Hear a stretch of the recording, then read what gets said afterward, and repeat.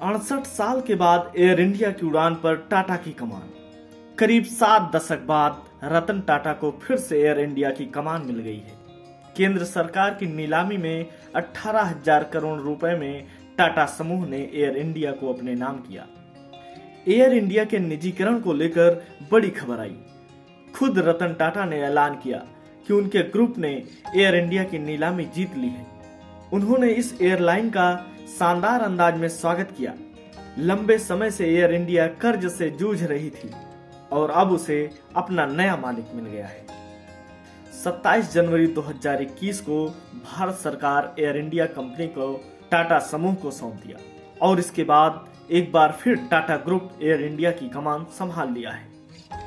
अब से लगभग 90 साल पहले साल 1932 में JRD टाटा ने एयर इंडिया की नींव रखी थी, जिसे साल 1953 में भारत सरकार ने पब्लिक सेक्टर में ले लिया और इसका नाम एयर इंडिया रखा गया। अब सालों बाद एक बार फिर एयर इंडिया अपने घर यानी कि टाटा ग्रुप के पास लौट आई है।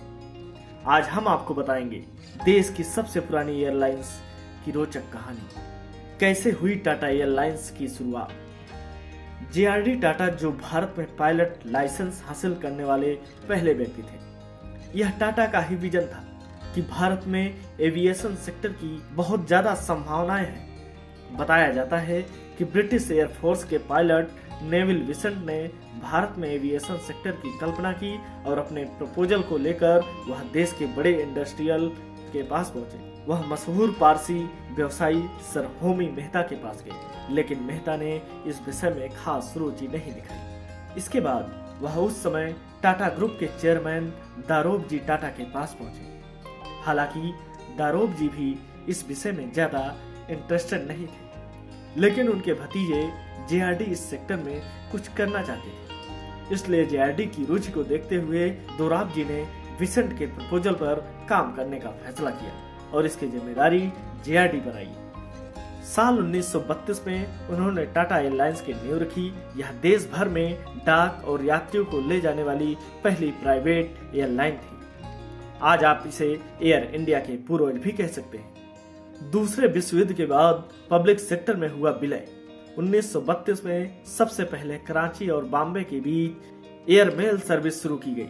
इसके बाद धीरे धीरे कंपनी बेस बढ़ाती रही और अन्य कई शहरों में सर्विसेज दी जाने लगी। दूसरे विश्व युद्ध के दौरान टाटा एयरलाइंस ने बेहतरीन काम किया और अपनी कमर्शियल सर्विसेज जारी रखी। लेकिन देश की आजादी के बाद भारत सरकार ने बहुत सी प्राइवेट कंपनियों का राष्ट्रीयकरण करने का निर्णय लिया और इसमें टाटा एयरलाइंस भी शामिल थी। उस समय टाटा एयरलाइंस का नाम बदलकर एयर इंडिया कर दिया गया और साल 1935 में JRD टाटा की इच्छा के विरुद्ध यह कंपनी पूरी तरह से पब्लिक सेक्टर में आ गई।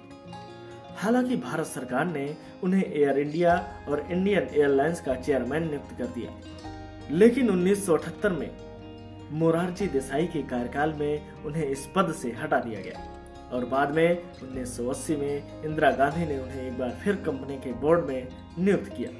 कहते हैं कि कंपनी के पब्लिक हो जाने के बावजूद JRD पूरी निष्ठा से इसे आगे बढ़ाने के लिए तत्पर रहे, क्योंकि यह वह बीज था जो उन्होंने खुद बोया था।